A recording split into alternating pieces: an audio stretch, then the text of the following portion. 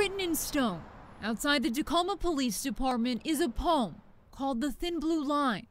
Just yesterday you stood so bold against the dark, against the cold.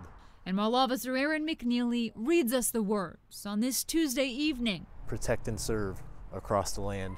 Late Sunday, he lived them. Right about 10 o'clock.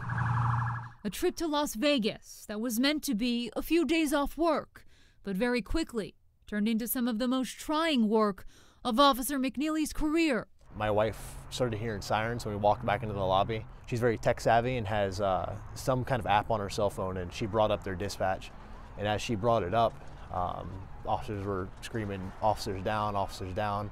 And within 30 seconds, they were saying that there was 20 to 40 victims hit. In that instant, McNeely knew he was no longer off duty. And I just ran to the sounds of screaming and towards the Mandalay Bay, and just tried to get there as quickly as I could. I identified myself and just, hey, what can I do to help?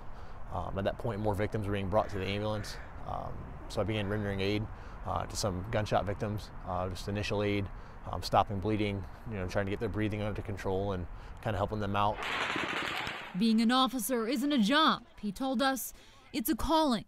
It got to the point where the ambulance that I was with already had 2 victims inside of it, and somebody ran up and said that they had a victim that was shot in the back and couldn't walk.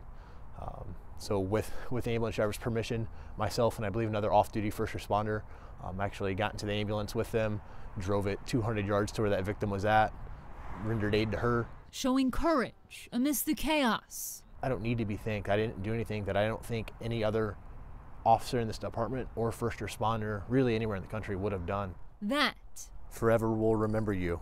Is the Thin Blue Line. Heather Graf, King 5 News.